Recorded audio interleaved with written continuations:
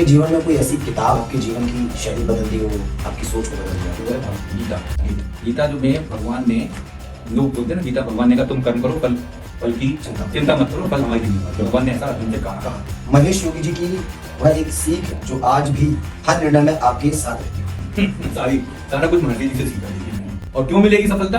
क्योंकि जब आप योग में स्थित हो जाते हो तो भगवान कृष्ण ने कहा सफलता मिलेगी। अजय जी, साल 2026 में भारतीय युवाओं और स्टार्टअप्स के लिए आप सबसे बड़ा अवसर कहाँ देखते हैं?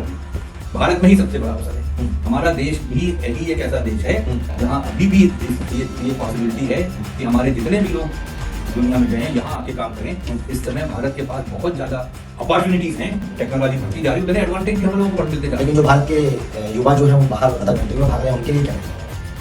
वैसे तो देखिए, एक कहावत अंग्रेजी से, grass is always greener on the other side, एक अंग्रेजी की कहावत है। राज्य करने का मतलब ये नहीं कि हम उनके ऊपर हंटर चलाएंगे, हम उनके लिए वो सुविधा उपलब्ध करा सकते हैं जिसमें उनका जीवन सुखी हो जाए। लगभग एक दिन में कितने बच्चों को जो है आपको, क्योंकि आपने बताया कि कई स्कूल्स भी हैं, यूनिवर्सिटीज भी हैं, कितने बच्चों को आप जो है 15 से 20 हजार बच्चे हैं जो हमारे जितने भी विद्यार्थी हैं स्कूल के या यूनिवर्सिटी के, सब जो हैं सुबह शाम अवधि ध्यान करते हैं, सारे टीचर्स करते हैं और नॉन टीचिंग। अक्सर कई शख्सियत से हम आपको पॉडकास्ट के जरिए एक लंबी चर्चा में मिलाते रहते हैं, लेकिन आज हमारे साथ ऐसी शख्सियत मौजूद है जिनके बारे में आप सुनेंगे तो हैरान हो जाएंगे। एजुकेशन की बात करें, शिक्षा नीति की बात करें तो नई नई शिक्षा नीति जो है सरकार के द्वारा आती रहती है, लेकिन आध्यात्मिक की बात करें तो आध्यात्मिक पर चर्चा करने के लिए हमारे साथ मौजूद हैं महर्षि महेश योगी यूनिवर्सिटी के चांसलर अजय प्रकाश जी। सर, बहुत बहुत स्वागत है आपका हमारे चैनल न्यूज एक्सप्रेस में। सर, मेरा पहला सवाल ये है, क्योंकि आध्यात्मिक की बात की जाए तो पहला सवाल मेरा ये है, आप एक आधुनिक विश्वविद्यालय के चांसलर हैं, विज्ञान की दुनिया में गहराई से जुड़े हैं, फिर वह कौन सा क्षण या अनुभव था जिसने आपके जीवन की दिशा मोड़ दी और आपको आध्यात्मिक की ओर ले गया? देखिए, ऐसा है कि शिक्षा जो है ना वो हमेशा शुरू से ही ऐसी होनी चाहिए जिसमें आध्यात्म जुड़ा हो। बिल्कुल। लेकिन कुछ कारणों से अपनी शिक्षा पद्धति में अपने देश में कुछ सदियों में ऐसा हो गया था कि शिक्षा सिर्फ शिक्षा रह गई थी, उसमें अध्यात्म था ही नहीं। बिल्कुल। और ये जो था विद्यार्थियों के विकास में हमेशा बाधा डालता था, क्योंकि अपना हम लोगों का ये मानना है, अपने देश का पुरातन जो थिंकिंग है वो यही है कि शिक्षा जो है इस तरह से होनी चाहिए कि विद्यार्थी का संपूर्ण विकास हो। संपूर्ण विकास का मतलब जो भी उसका इंटेलेक्चुअल डेवलपमेंट होना है किताबों से, कैरिकुलम से, वो तो हो ही, साथ में उसका आध्यात्मिक विकास हो, स्पिरिचुअल डेवलपमेंट हो। ये बहुत आवश्यक है, तभी विद्यार्थी का सर्वांगीण विकास होता है। सर्वांगीण सब कुछ हो, आपने पढ़ लिया, पढ़ाई कर ली, 2 और 2 4 भी सीख लिया, सब कुछ सीख लिया आपने, लेकिन यदि आपका आध्यात्मिक तरफ नहीं गया, अध्यात्म को, अच्छा अध्यात्म को कैसे समझाएं? आप उसको धर्म से ना जोड़ें, अध्यात्म का धर्म से जोड़ने की जरूरत है ही नहीं। बिल्कुल। क्योंकि अध्यात्म क्या है? जो आपकी चेतना को बढ़ाता है, चेतना को हायर स्टेट्स में ले जाता है। तो वो जो शिक्षा में कमी थी वो हमारे महर्षि महेश योगी जी ने अपने गुरुदेव, उनके गुरुदेव थे शंकराचार्य जी, ज्योतिर्मठ के शंकराचार्य जी, ब्रह्मानंद सरस्वती जी महाराज, उनके निर्देश पे महर्षि जी ने शिक्षा में ऐसा लाने की कोशिश करी कि बच्चों का जो शिक्षा का जो विकास हो वो सर्वांगीण हो, और उनके इंटेलेक्चुअल डेवलपमेंट के साथ साथ जो भी डेवलपमेंट पढ़ाई से होना, एकेडमिक परफॉर्मेंस कह सकते हैं, एकेडमिक डेवलपमेंट के साथ साथ उनकी चेतना का विकास हो, डेवलपमेंट ऑफ कॉन्शियसनेस हो, चाहे उसको आप आध्यात्म से जो कह सकते हैं कि आध्यात्मिक विकास हो, वो भी सही है। तो ये जो शिक्षा नीति हमने ली है, अपने जितने भी हमारे स्कूल कॉलेजेस हैं, यूनिवर्सिटीज हैं, महर्षि जी के नाम से चलते हैं, उसमें कंपलसरी है कि शिक्षा के साथ साथ बच्चों का, विद्यार्थियों का आध्यात्मिक विकास हो। अच्छा, मेरा दूसरा सवाल ये कि क्या आध्यात्मिक आपके जीवन में पारिवारिक विरासत के रूप में आया या एक ऐसी खोज थी जो आपने अपने निजी अनुभवों और प्रश्नों के माध्यम से की? ये ऐसा है कि जब आप किसी भी महापुरुष से जुड़ते हो या महात्मा से जुड़ते हो, महापुरुष महात्मा एक ही चीज है सर। उनसे जब आप जुड़ते हो तो क्या किसी कारण से जुड़ते हो, कुछ सीखते हो उनसे। हम लोगों का जुड़ाव जो महर्षि जी के साथ हुआ महर्षि जी के ज्ञान के साथ हुआ वो इसी बात पे हुआ कि महर्षि जी ने जो संस्था शुरू करी 1963 में जी। उनकी संस्था का नाम इंटरेस्टिंग था, आध्यात्मिक पुनरुत्थान आंदोलन। क्या बात है। आध्यात्म को दोबारा उठाना है, पुनरुत्थान, ये संस्था का नाम था। अंग्रेजी में बोलते थे स्पिरिचुअल फाउंडेशन ऑफ इंडिया, तो वो spiritual regeneration foundation of India नाम रखा, आध्यात्मिक पुनरुत्थान, स्पिरिचुअल रीजनरेशन।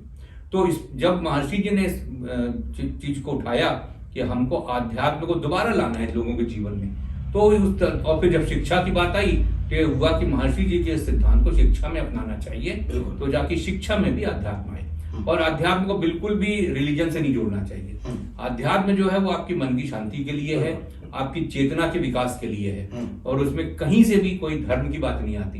तो जो भी हम शिक्षा की बात करते हैं वो महर्षि जी का एक बहुत ही सिंपल फार्मूला है जो हम लोग अपने स्कूल और कॉलेज में लगाते हैं, उसको बोलते हैं भावातीत ध्यान, ट्रांसेंडेंटल मेडिटेशन, जो कि उसका प्रैक्टिकल रूप है।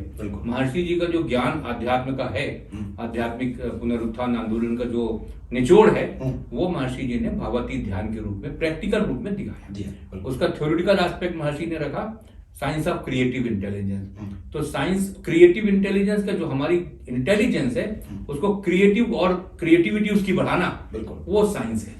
उस साइंस को हम लोग प्रैक्टिकल रूप में भावातीत ध्यान या ट्रांसेंडेंटल मेडिटेशन बोलते हैं। अच्छा, आप महर्षि महेश योगी जी के सानिध्य में रहते हुए आध्यात्म की कौन सी ऐसी गुण बात आपने जानी जिसने आपकी सोच, निर्णय और जीवन दृष्टि को पूरी तरह से बदल डाला? बहुत ही सरल चीज है। अध्यात्म की जब आप बात करते हो तो लोग सोचते हैं कि पता नहीं क्या चीज है, क्या चीज है, पूजा पाठ है, वो कुछ भी नहीं है। महर्षि जी का जो ज्ञान है उसमें कहीं पे भी किसी भी तरह का कोई ऐसा चीज नहीं है जो आपकी लाइफ स्टाइल को चेंज करना पड़ेगा। आपको कुछ नहीं करना पड़ेगा, आपको जो होना होगा अपने आप ही होगा। महर्षि जी का भावातीत ध्यान बहुत ही सिंपल टेक्निक है, बहुत ही सरल उपाय है मन की शांति के लिए, जो महर्षि जी ने इसमें दिया कि भावातीत ध्यान के द्वारा मन की शांति, मन में शांति स्थापित होती है। मन की जब शांति स्थापित होती है तो जीवन जो है वो सुखमय होता है। वो कैसे होता है कि जब आपके मन में तनाव होगा, स्ट्रेस होगा, किसी तरह का परेशानी होगी, तो आपकी थिंकिंग जो है, आपके जो विचार हैं वो क्लियर नहीं होंगे। तो आपके हमेशा आगे पीछे डाउटफुल रहेगा थिंकिंग, हम ये करें कि ये करें, क्योंकि आपके दिमाग में वो है स्ट्रेस है। तो भावातीत ध्यान के द्वारा महर्षि जी ने ये सिखाया कि आप अपने मन के सारे स्ट्रेस, सारे तनाव दूर कर सकते हो, और जब मन के स्ट्रेस तनाव दूर हो जाते हैं तो आपकी क्रिएटिविटी बढ़ती है। क्रिएटिविटी बढ़ने से क्या होगा कि आप जो है उस चीज को और अच्छे से अपने काम को कर सकते हैं। तो ये जो फार्मूला महर्षि जी ने दिया, बड़ा सिंपल फार्मूला दिया, तो उससे सब प्रभावित हुए। तो महर्षि जी का जो भावातीत ध्यान का फार्मूला है वो पिछले समझ लीजिए 70 साल से पूरी दुनिया में फैला हुआ है, और लगभग दुनिया के 190 देशों तक महर्षि जी ने अपने ज्ञान को, भावातीत ध्यान को फैलाया। और सफल इसलिए हुए कि इसमें बहुत ही सरल प्रक्रिया है, बहुत ही प्राकृतिक है, बहुत ही सहज। तो इसमें किसी प्रकार का आपको अपने शरीर को कष्ट नहीं देना है, अपने आप को, अपनी लाइफ स्टाइल नहीं बदलनी है। आप भावातीत ध्यान को, तो महर्षि ने कहा कि भावातीत ध्यान वो प्रक्रिया है जो सुबह 20 मिनट और शाम को 20 मिनट आपको करना है। और कैसे करना है? सुखासन में बैठ के करना। सुखासन क्या होता है? सुखासन होता है जिस आसन में आपको सुख मिले, राइट। आपको कुर्सी में बैठ के सुख मिलता है, आपको जमीन में पालथी मार के सुख मिलता है, आपको पद्मासन लगाने में सुख मिलता है। जिस आसन में आपको सुख मिले उसमें बैठ के 20 मिनट आपको भावातीत ध्यान की प्रक्रिया करनी है, सुबह और 20 मिनट शाम को। बिल्कुल। अच्छा, एक चांसलर के रूप में आपकी इस यात्रा में सबसे बड़ी चुनौती वाली बात कौन सी रही, और दूसरा ये है कि ऐसी कौन सी उपलब्धि है जिस पर आपकी सबसे अधिक संतोष और गर्व है? देखिए, पहली बात आपने की चैलेंज टाइप की बात। चैलेंज ये है कि आज जब हम बच्चों को, विद्यार्थियों को अपने यहाँ पढ़ाने लेते हैं तो हमको ये चीज देखनी पड़ती है कि स्कूल, हमारे स्कूल भी भारत में 200 के करीब स्कूल हैं। तो जब स्कूल में विद्यार्थियों को पढ़ाते हो तो ये होता है कि इनके जो है पढ़ के 12वीं क्लास से निकलें तो इनका एडमिशन किसी अच्छे कॉलेज में हो, बिल्कुल सर। जिसको आईआईटी जाना, आईआईएम जाना, जहाँ जाना है अच्छी जगह उनका एडमिशन हो जाए। ये हमारा उद्देश्य होता है स्कूल में। कॉलेज में क्या उद्देश्य होता है कि यहाँ से जब निकलें तो या तो जिसको नौकरी करनी है भाई, करीब करीब 70% लोग ऐसे जिनको नौकरी करनी होगी, तो उनके अच्छे जॉब मिले, अच्छे पैकेज के जॉब मिले उनको, या किसी को बिजनेस करना है तो हम उतना सफर बना दें कि वो अपना बिजनेस स्टार्ट कर सकते हैं। तो वो चैलेंज को ओवरकम करने के लिए कि हमने ये जो भावातीत ध्यान का जो फार्मूला अपनाया, तो शुरू में लोगों को लगा कि इससे क्या फायदा होगा, लेकिन जब लोगों ने किया, अच्छा भावातीत ध्यान के ऊपर बहुत रिसर्च हुई दुनिया भर में, पिछले 60 सालों में बहुत रिसर्च हुई है। तो लोगों विद्यार्थियों ने भी, उनके पेरेंट्स जब देखा कि इससे इतने फायदे हैं तो उन्होंने इसको अपनाया तो सबको फायदा हुआ। तो ये इसको एक चैलेंज के रूप में कह सकते हैं कि लोगों को ये बतलाना, ये आपकी बहुत सरल प्रक्रिया है, इसको आप अपनाओ अपने जीवन में, तो आपके जीवन में जो है फायदा होगा। जो उपलब्धि आप बोलते हो, उपलब्धि तो यही है कि हम चाहते हैं कि हमारे यहाँ के जो विद्यार्थी निकले, किसी भी हमारे कॉलेज के स्कूल के निकले तो अच्छे कॉलेज में जाएं। आजकल बड़े लोगों का मन होता है कि आईआईटी में जाएं, आईआईएम में जाएं, या बड़े इंजीनियरिंग कॉलेज में जाएं, या विदेशों के किसी यूनिवर्सिटी में जाएं। तो हमारा उद्देश्य ये होता है कि हमारे विद्यार्थी जहाँ चाहे वहाँ एडमिशन ले सके, इतने हम उनको क्रिएटिव, इतना उनको सिखा दें, क्रिएटिव बना दें, और वो जब वो या तो कोई अच्छे बिजनेस या इंडस्ट्री शुरू करें। अच्छा, अक्सर कहा जाता है कि विज्ञान तर्क है और अभ्यास आस्था, आध्यात्मिक आस्था। आप इन दोनों के बीच में संतुलन को कैसे परिभाषित करते हैं? इसमें देखिए, वैज्ञानिक जो होते हैं उनका सोचने का तरीका, एक लॉजिक जो तर्क बोला आपने, वो होता है, वो नॉर्मल चीज है सभी के लिए सोचना। और अध्यात्म जो है खाली आस्था नहीं है, उसमें भी तर्क है, उसको आपको समझना पड़ता है। ये मान लेना कि नहीं वो सिर्फ आस्था का विषय गलत है। हम जब कहते हैं कि भावातीत ध्यान करने से आपके मन को शांति मिलती है, तो इसमें कोई आस्था नहीं है, ये प्रैक्टिकल अनुभव है। इसके ऊपर रिसर्च हो चुकी है कि 20 मिनट ध्यान करने से क्या होता है, शरीर के किस किस हिस्से में क्या क्या चेंजेस होते हैं। ब्रेन वेव पैटर्न स्टडी किया न्यूरोलॉजिस्ट ने, जो लोग ध्यान करते हैं, जो लोग ध्यान नहीं करते हैं। ध्यान करने वाले व्यक्ति के ध्यान करने के पहले के ब्रेन वेव, ध्यान करने के दौरान ब्रेन वेव, और ध्यान करने के बाद के ब्रेन वेव। तो जो उन्होंने उसमें पाया कि ध्यान करने वाला जो व्यक्ति है उसकी ब्रेन वेव बड़ी कोहेरेंट होती है। कोहेरेंट होती है, इसका मतलब उसकी थिंकिंग जो है वो कोहेरेंट हो गई। ध्यान करने वाले को स्वास्थ्य लाभ होते हैं। क्या भावातीत ध्यान करने से लोगों को ब्लड प्रेशर नॉर्मल हो जाते हैं, तो उसको नापा।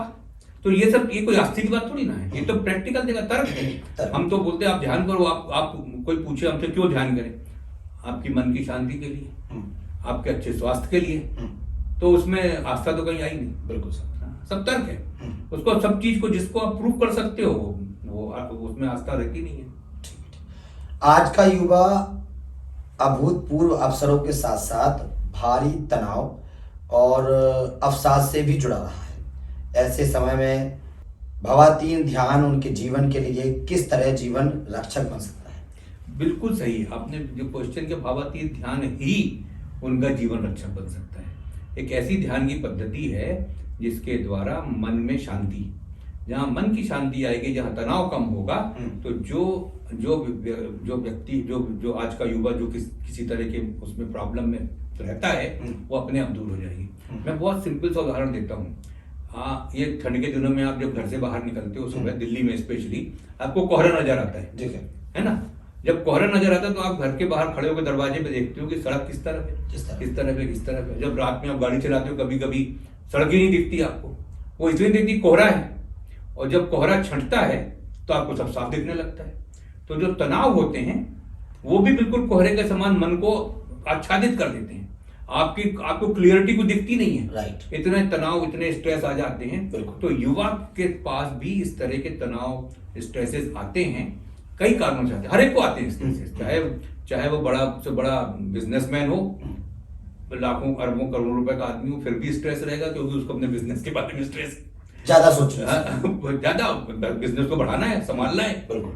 पॉलिटिशियन होगा तो उसको भी स्ट्रेस है कि उसको ये काम करना, वो काम करना, अगले 5 साल में जीतना, वो भी स्ट्रेस है।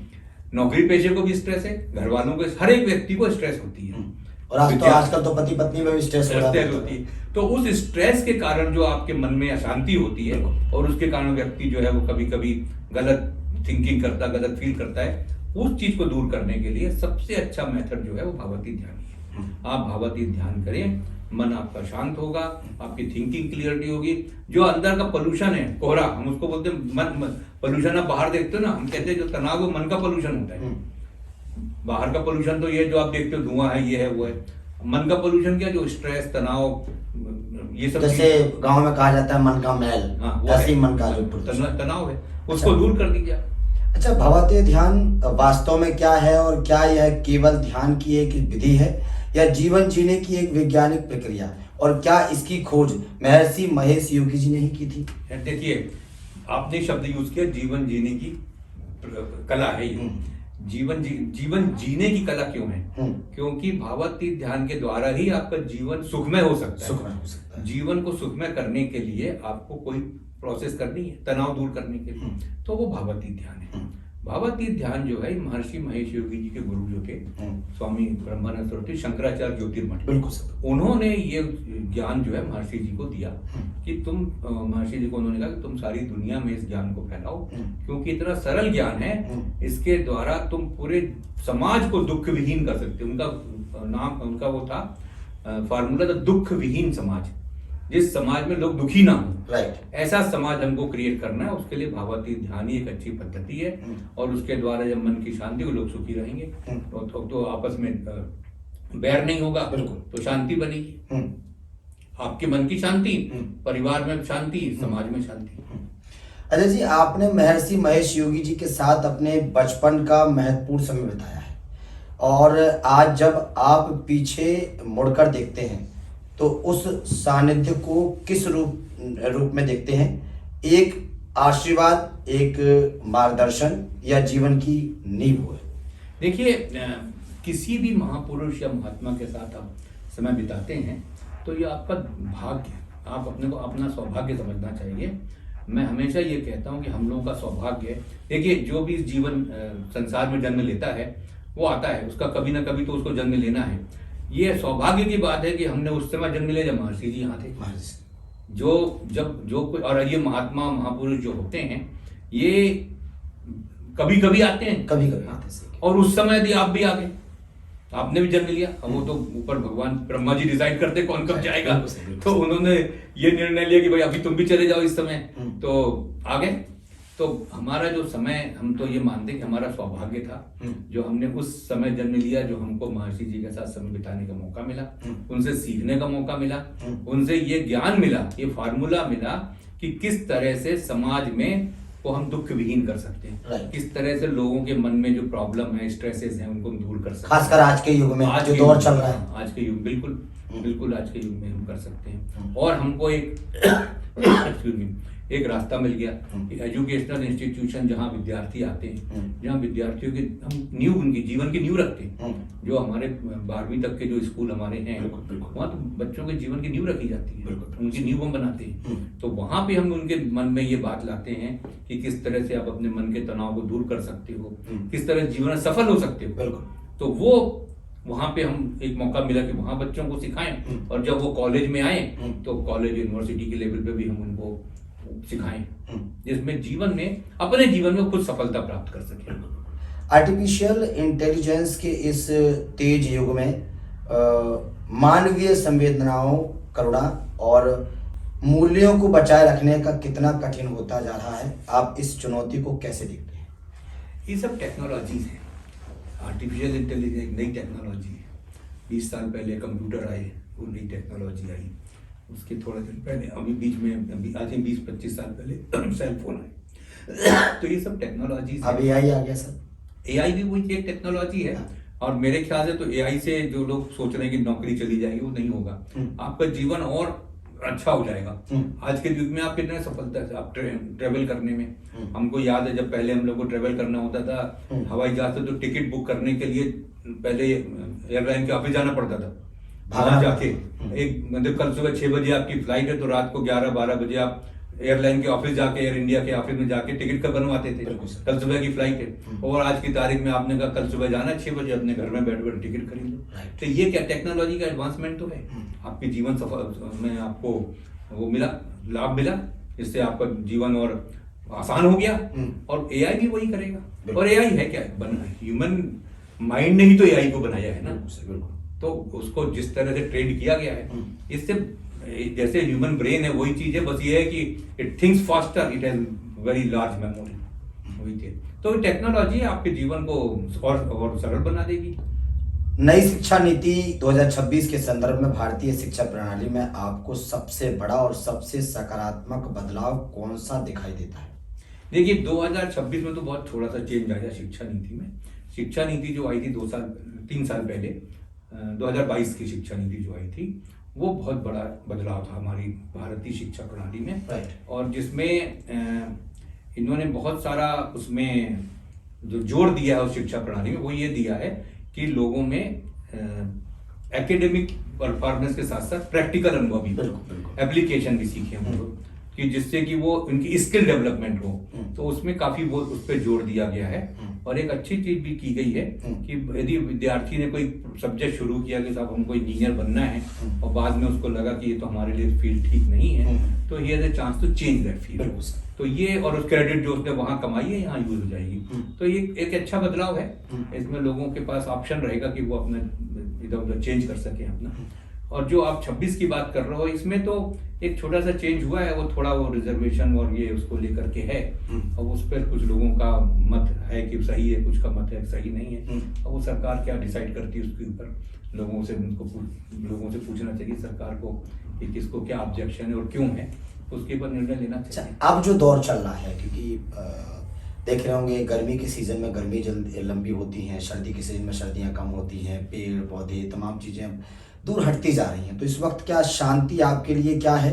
पहाड़ों की खामोशी, समुद्र की लहरें, या ध्यान में डूबा हुआ एकांत? देखिए शांति आपको हर जगह मिल जाएगी, और ध्यान में जो शांति मिलती है वो तो सबसे बेस्ट शांति होती है। लेकिन सबसे अच्छी बात है जो हमारे महर्षि जी का जो भागवती ध्यान का ज्ञान है, उसमें महर्षि जी ने कहा है कि आप कहीं पे भी ध्यान कर सकते हो। तो आप यदि समुद्र के किनारे भी, समुद्र की लहरों के बीच में भी आप ध्यान करना चाहो तो भागवती ध्यान वहां भी कर सकते हो, या आपको पहाड़ों में जाके ध्यान करना वहां भी कर सकते हो, अपने घर में भी कर सकते हो। और यहाँ तक महर्षि ने कहा यदि आप ट्रेन में बैठे हो, ट्रेन में बैठ के ध्यान कर सकते हो, हवाई जहाज में बैठे तो वहां बैठ के, जब भी आपका समय हुआ ध्यान करने का, 20 मिनट सुबह, 15 मिनट, 20 मिनट सुबह, 15-20 मिनट शाम को करना है ध्यान। आपको भोजन के पहले करना है, ब्रेकफास्ट के पहले करना है। तो वही उसमें एक ही कंडीशन है, भोजन सुबह के ब्रेकफास्ट के पहले, शाम के भोजन के पहले आपको ध्यान करना है। जहाँ आपको सुख बैठने में आसन, सुखासन मिल जाए, वहां बैठिए, आंख बंद करिए, ध्यान आपको, भागवती ध्यान के टीचर्स होते हैं, इसके एक्सपर्ट टीचर्स होते हैं। इसको सीखने में 5 दिन लगते हैं। 5 दिनों में आप सीख लीजिए और फिर अपना निरंतर अपने साथ करते रहिए। अजय जी, आपके जीवन में कोई ऐसी किताब हो जिसने आपके जीवन की शैली बदल दी हो, आपकी सोच को बदल दिया हो? देखिए किताब तो बहुत सी हैं, और हमारा तो सारा ज्ञान महर्षि जी से आया है। लेकिन हाँ, एक किताब, और किताब का एक छोटा सा जो फार्मूला है वो है गीता। गीता जो में भगवान ने, लोग बोलते हैं ना, गीता भगवान ने कहा तुम कर्म करो, फल की चिंता मत करो, फल हमारी जिम्मेवारी। भगवान ने ऐसा अर्जुन से कहा। उसमें एक चीज लोग भूल जाते हैं, जो ये कहते हैं, भगवान ने अर्जुन से कहा योगस्थ गुरु कर्माणी। बिल्कुल, ये जो फार्मूला है ये जीवन का सबसे बड़ा फार्मूला है। योगस्थ गुरु कर्माणी का मतलब क्या हुआ? योग में स्थित होके कर्म करो। राइट। तो जब योग में आप स्थित होके कर्म करोगे तब भगवान उसकी ऊपर। अच्छा, वही चीज महर्षि जी ने की भागवती ध्यान में। क्या करना है? भागवती ध्यान जो है वो आपको योग में स्थित कराता है। भागवती ध्यान की प्रैक्टिस से, नियमित अभ्यास से आप इस स्थिति में पहुंचते हो कि आप योग में स्थित हो जाते हो। योग में स्थित होना महर्षि ने बहुत सरल भाषा में समझाया है कि चेतना की जो स्टेजेस होती हैं, चेतना मतलब जैसे अभी हम जागृत हैं, ये हमारी जागृत चेतना। राइट। जब हम सोने जाएंगे तो हमारी सुषुप्ति की चेतना होगी, सोने की चेतना होगी। स्वप्न देखेंगे तो वो स्वप्न की चेतना होगी।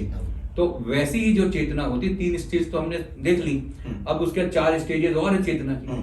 भागवती ध्यान के द्वारा आप जब 4थी स्टेज में पहुंचते हो चेतना की, तो उस समय क्या होता है? भावातीत का मतलब होता है भावों के भी तीत, परे चले गए। तो वहां भाव नहीं रहते, मतलब विचार नहीं रहते। जब विचार आपके चले जाते हैं तो आप पहुंच जाते हैं योग की स्थिति में, जो भगवान कृष्ण ने अर्जुन से कहा। वो स्थिति प्राप्त करने के लिए बहुत तरीके बताए गए हैं, लेकिन सबसे सरल तरीका भावातीत ध्यान। तो वहां जब आप चौथी स्थिति में पहुंच गए, जहाँ जब आप उस जगह पहुंच गए, तो फिर आप उस योग की स्थिति में आ गए। उसके नियमित अभ्यास से वो स्थिति जो है लंबे समय तक बनी रहती है। बिल्कुल। तो वो 5वीं स्थिति हो जाती चेतना की। महर्षि महेश योगी जी की वह एक सीख जो आज भी हर निर्णय में आपके साथ रहती हो। सारा कुछ महर्षि जी से सीखा। देखिए मैंने तो जो भी उनकी सीख थी वो यही थी, योगस्थ कुरु कर्माणि, योग में स्थित होकर काम करो, 100% सफलता मिलेगी। और क्यों मिलेगी सफलता? क्योंकि जब आप योग में स्थित हो जाते हो तो भगवान कृष्ण ने कहा सफलता मिलेगी, तो वे मिलनी है। तो गीता का जो पूरा आप 18 अध्याय पढ़ लें गीता के, बहुत ज्ञान भरा है उसमें। अब बोलेंगे हमें इतना समय नहीं, हम कहाँ पढ़ें? आज के यूथ ये भी कह सकते हैं इतना समय नहीं, हम कहाँ पढ़ें, क्यों पढ़ें, ये इतना टाइम कहाँ मिलेगा हमको, या हमको समझ में नहीं आएगा।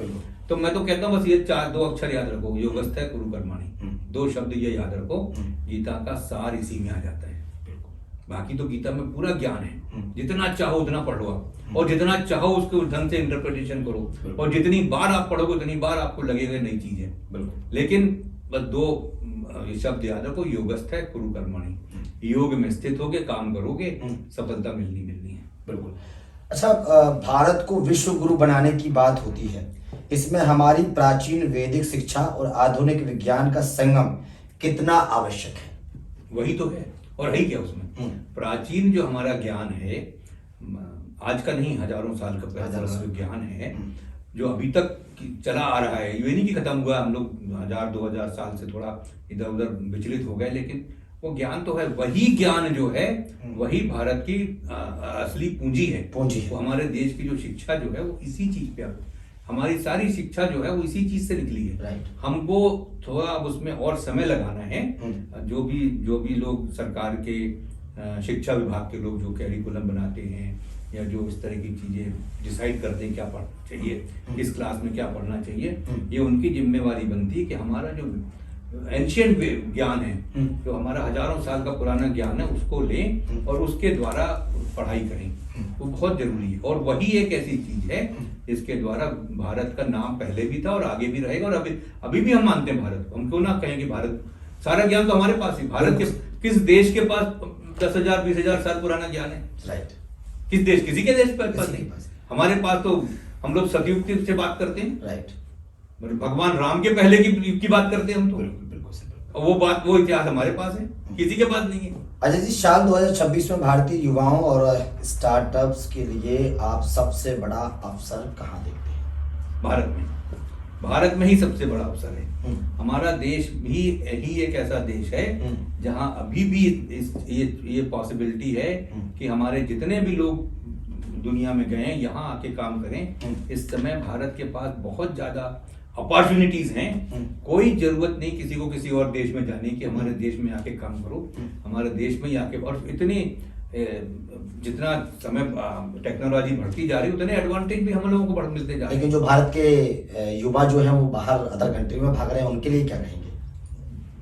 ऐसे तो देखिए, एक कहावत अंग्रेजी में, grass is always greener on the other side, एक अंग्रेजी की कहावत है। आदमी को लगता है कि बस उसी तरफ सब कुछ है, ऐसा है नहीं। जितनी अपॉर्चुनिटी आपको यहाँ मिलती, कहीं मिलती है आपको? कहीं नहीं मिलेंगी। बिल्कुल जितनी यहाँ है, इतनी सुविधाएं आप जो चाहे आप यहाँ क्रिएट कर सकते हो। और इत्तेफाक की बात है कि प्रेजेंट समय में सरकार के नियम भी ऐसे बन गए हैं कि बहुत अपॉर्चुनिटी यहाँ पे है। इतना सब सरकार भी कर रही है, इतनी सब। अच्छा, हम तो कहते हैं इतनी बड़ी पॉपुलेशन हमारे पास है, 140-150 करोड़ के बीच की हमारी पॉपुलेशन है। यदि हम इस पॉपुलेशन को ट्रेंड करें, प्रॉपरली एजुकेट करें, जैसे एजुकेशनल इंस्टीट्यूशन है हमारे भी हैं, महर्षि संस्थान के और भी लोगों के हैं, यदि हम इस पॉपुलेशन को ट्रेंड करें, ट्रेंड करने के बाद ये लोग जाएं दूसरे देश में यदि, तो वहां पे वो उस देश को मैनेज करेंगे, ये नहीं कि वहां काम करने जा रहे हैं। हमारे हम लोग एक थोड़ा दिन पहले हमने यहाँ यज्ञ किया, उसका नाम रखा था भारत उत्कर्ष महायज्ञ। अच्छा, ठीक है। क्यों करा था उसका नाम ये रखा मैंने कि भारत के पास वो पॉसिबिलिटी है by way of population and by way of availability of technology और एजुकेशन कि हम संपूर्ण विश्व में राज्य कर सकते हैं। राज्य करने का मतलब ये नहीं कि हम उनके ऊपर वो हंटर चलाएंगे, हम उनके लिए वो सुविधा उपलब्ध करा सकते हैं जिसमें उनका जीवन सुखी हो जाए। बिल्कुल, ये हमारे देश में इतना ज्ञान है, हमारे देश में वो पॉसिबिलिटी है, हम कर सकते हैं। Thank you so much Ajay ji, आपने इतना लंबा समय दिया। एक दो सवाल और आपसे लास्ट करूंगा मैं। लगभग एक दिन में कितने बच्चों को जो है आप, क्योंकि आपने बताया कि कई स्कूल्स भी हैं, यूनिवर्सिटीज़ भी हैं, कितने बच्चों को आप जो है ये जो अपना जो विकल्प है ये दिखाते हैं? वो ऐसा है ना, हमारे जो स्कूल हैं करीब 200 स्कूल है मेरे ख्याल से, उसमें 1 लाख से ऊपर बच्चे होंगे सब मिले के, कहीं कम है कहीं ज़्यादा हैं। यूनिवर्सिटीज़ जो हमारी हैं उसमें भी करीब 15 से 20 हजार बच्चे हैं। जो हमारे जितने भी विद्यार्थी हैं स्कूल के या यूनिवर्सिटी के, सब जो हैं सुबह शाम भागवती ध्यान करते हैं, सारे टीचर्स करते हैं और नॉन टीचिंग स्टाफ एवरीबडी।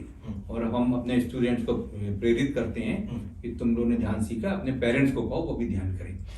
अच्छा, आज के युग में मैन जो स्टोरी है वो ज़्यादातर आती है, तस्वीरें ज़्यादातर आती हैं। यूथ जो है, युवा जो है, जब पढ़ता है तो स्ट्रेस बहुत ज़्यादा हो रहा है, डिस्टर्ब बहुत ज़्यादा हो रहा है। तो जो नॉर्मल पढ़ाई होती है शिक्षा नीति की, किताबों वाली या फिर फ़ोन से पढ़ाई आजकल होने लगी है। एग्ज़ाम जब आते हैं बड़े डिस्टर्ब हो जाते हैं। एग्ज़ाम ख़त्म होने के बाद बच्चे सोचते हैं कि अब मैं पास नहीं हुआ हूँ, तो सुसाइड कर लेते हैं, इतने डिस्टर्ब हो जाते हैं।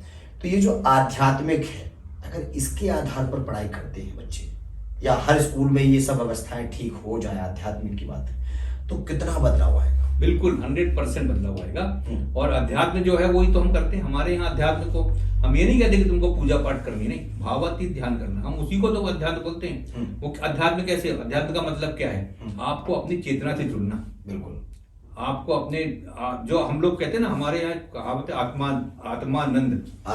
आत्मा जो है उसका वो आनंद है। वो आत्मा कहाँ है? आपके भीतर ही तो है। आप सारे देखिए, बाहर अपने देश में कहते हैं कि जो सुख है वो आपके अंदर है। अपने हमारे जो क्रिश्चियनिटी उसमें कहते हैं kingdom of heaven is with in you. तो यदि आप वो खुद कहते हैं आपके अंदर ही तो है, और अंदर कैसे जाना है उसका तरीका महर्षि ने बताया भावातीत ध्यान के द्वारा। तो जिसके द्वारा जब आप जाएंगे अंदर, आपका स्ट्रेस खत्म होगा, तो जितनी समस्याएं आपको आती हैं टेंशन की, पढ़ाई की, परीक्षा की, वो सब मिनिमाइज हो जाएंगी। तो आपका मन शुद्ध शांत होगा, शुद्ध होगा, तो प्रॉब्लम ही नहीं होगी आपके जीवन में। ये अच्छा, एक लास्ट सवाल मेरा रहेगा।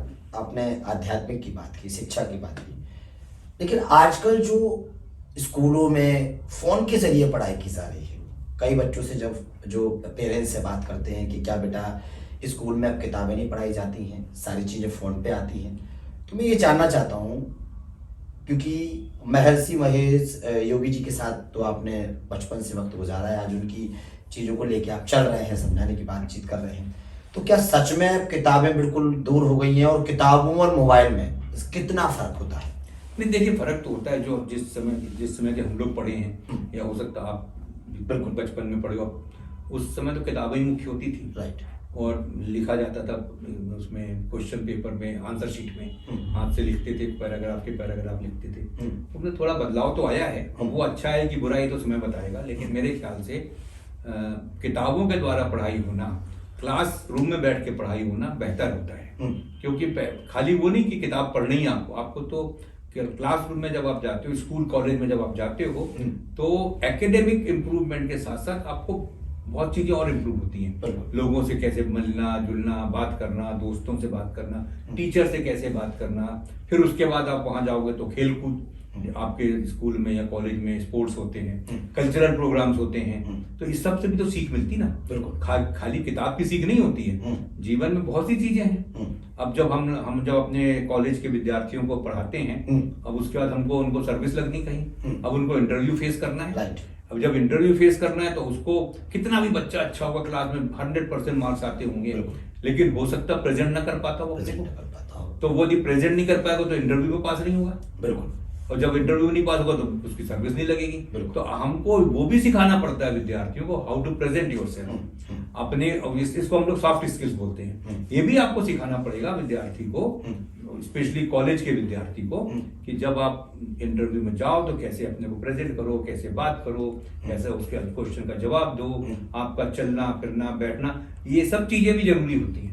आपको जब कोई इंटरव्यू फेस करो तो देखोगे लोग कितने चीजें वॉच करते हैं आप। बिल्कुल सर। कि कैसे आप कमरे में आए, कैसे आप बैठे, कैसे आपने जवाब दिया। बिल्कुल सर, बिल्कुल। तो ये सब चीजें भी सिखानी पड़ती हैं आपको।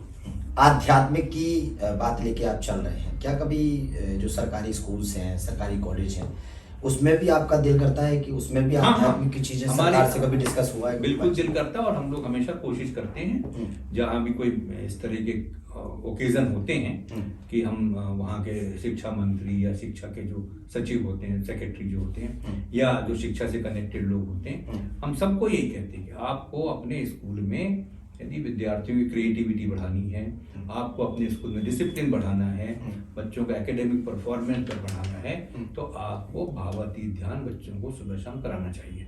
ये बहुत जरूरी है। तो मैं कहता हूँ हर स्कूल में होना चाहिए, सरकारी स्कूल हो चाहे प्राइवेट स्कूल हो, हर स्कूल में। आप क्योंकि हर स्कूल का उद्देश्य तो ये होता है ना, हमारे विद्यार्थी अच्छे बने, अच्छा करें। तो जब अच्छा करने का फार्मूला तो हम दे रहे हैं, महर्षि ने दिया फार्मूला, तो उसको आप अडॉप्ट करो। बहुत बहुत शुक्रिया आपका अजय जी। तो देखा आपने, महर्षि महेश योगी यूनिवर्सिटी के चांसलर जी हमारे साथ जुड़े हुए थे और एक बहुत अच्छी जो है जानकारी देते हुए नजर आए शिक्षा को लेकर। और जो आजकल छात्र हैं, युवा हैं, जो ज़्यादातर डिस्टर्ब रहते हैं पढ़ाई में, आध्यात्मिक शिक्षा की तरह अगर ध्यान दिया जाए तो इससे समाज में और उनकी ज़िंदगी में, उनकी लाइफ स्टाइल में बहुत बदलाव होगा। और आप इस पूरे इंटरव्यू को ज़रूर सुनिए और कोशिश कीजिएगा कि आध्यात्मिक आप भी इसको करें, क्योंकि ये बहुत ज़रूरी है। आज के युग में इतना लोग परेशान हो रहे हैं, इतना बहुत डिस्टर्ब हो रहे हैं, और इस बीच में अगर आध्यात्मिक हमारे जीवन को बदलती है और हमारे जीवन को चेंज करती है तो ये हमारे लिए बहुत ही सराहनीय होगा, और हम जीवन में एक अच्छी पहल के साथ एक अच्छी जिंदगी जी सकते हैं। बहुत बहुत शुक्रिया आपका जी। बहुत शुक्रिया।